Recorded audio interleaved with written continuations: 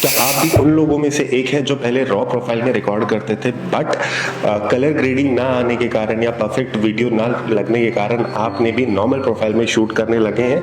तो आज जो मैं आपको टिप बताऊंगा ये ऐसी टिप है जो आपको एस्टोनिशिंग रिजल्ट्स देंगे, जिससे आप भी खुश रहेंगे, आपका क्लाइंट भी, और क्लाइंट भी पैसा उनसे डिमांड करते हैं वो आप उनसे ले सकते हैं।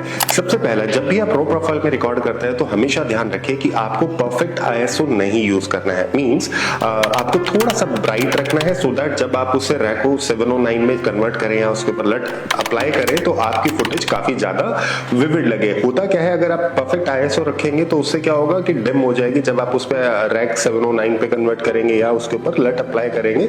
डिपेंड करता है कि आप कौन सी लट्स का यूज कर रहे हैं। सेकंड जो प्रो टिप है वो आपको हमेशा ध्यान रखनी है कि आपको हमेशा रॉ प्रोफाइल में रिकॉर्ड करते समय एक अच्छा एनडी फिल्टर यूज करना है ताकि जो कलर का कॉन्ट्रास्ट है या सब्जेक्ट की डिटेल्स है वो बिल्कुल शार्प कैप्चर हो पाए। अगर आप भी ये बहुत माइन्यूट डिटेल सीखना चाहते हैं तो आप मेरी ऑनलाइन क्लास अटेंड कर सकते हैं जो बहुत ही नॉमिनल कॉस्ट पे है, जिसकी डिटेल आपको मेरी बायो में भी मिल जाएगी और मेरी स्टोरी में भी मिल जाएगी। अब मैं रिजल्ट्स की बात करता हूँ। ये वीडियोस मैंने रॉ में रिकॉर्ड किए थे बट इन्हें कन्वर्ट किया है एंड इनके ऊपर लट्स अप्लाई किया। आप मुझे कमेंट में जरूर बताइएगा कि आपको ये वीडियोस कैसी लगी और ये चेंजेस करने के बाद आपका रिजल्ट कैसा आया। I don't ever slow up, no I don't take shit. I got no love for the fakeness. If you wanna play tough and wanna hate this, I'll always show up.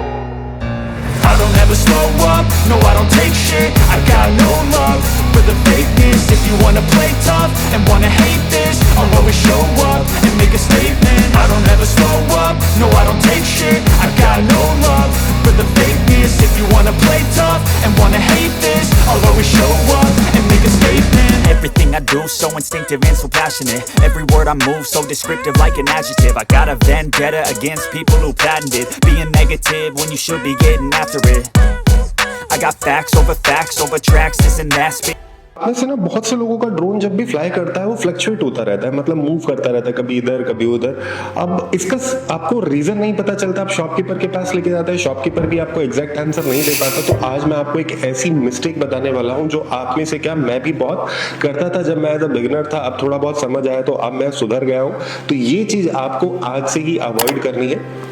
जब भी आप अपना drone take off कर लेते हैं या अपना shoot perfectly पूरा कर लेते हैं तो जो ये स्टिक्स हैं जिन्हें हम जॉयस्टिक्स कहते हैं, आपको कभी भी पैक करते समय ऐसे ही कंडीशन में इसे बंद करके नहीं रख देना जैसे आपने बंद किया और अपने बैग में डाल दिया। ये नहीं करना है, आपको ये स्टिक्स को निकालना है, आराम से ध्यान से निकालना है, परफेक्टली प्लेस करना है और फिर पैक करके रख देना है। जिससे होगा क्या, अब मेरी ये स्टिक है ना जो अपने आप मूव करती है, मैं आपको जेन्युइन बता रहा हूँ, ये परफेक्टली ना बंद भी नहीं हो पाती क्योंकि मैं पहले ऐसा करता था।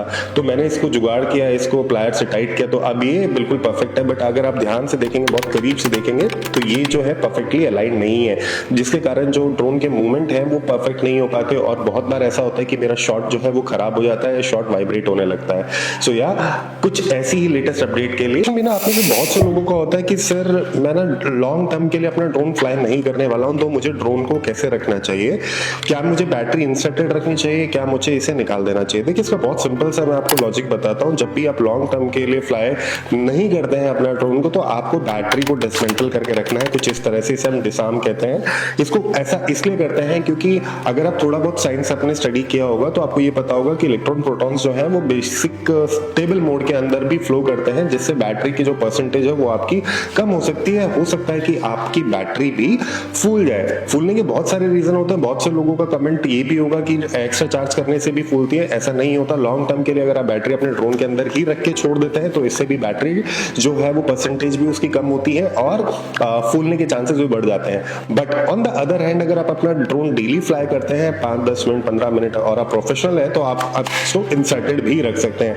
अब बहुत से लोगों का क्वेश्चन ये भी होगा कि सर अगर मैं ऐसे करता हूं और मेरे घर में चूहे हैं बहुत ज्यादा, तो क्या वो मेरे ड्रोन का इनसाइड कैपेसिटी को खराब कर सकते हैं? बिल्कुल कर सकते हैं। इसका एक सॉल्यूशन ये है कि अगर आप 3D प्रिंटिंग का यूज करते हैं या आपका कोई फ्रेंड सर्कल में ऐसा हो जिसके पास 3D प्रिंटर हो, आप उसे 3D प्रिंट करा सकते हैं। इस साइज का एक कैविटी आती है, उसे प्रिंट करा के सेम वो सिमिलर होता है, जिससे आपका ड्रोन भी सेफ रहेगा और आपकी बैटरी भी लॉन्ग टर्म चलेगी। So yeah for such more informative videos do save this reel and follow us for more. See you in the next video. Till then take care of yourself. Bye.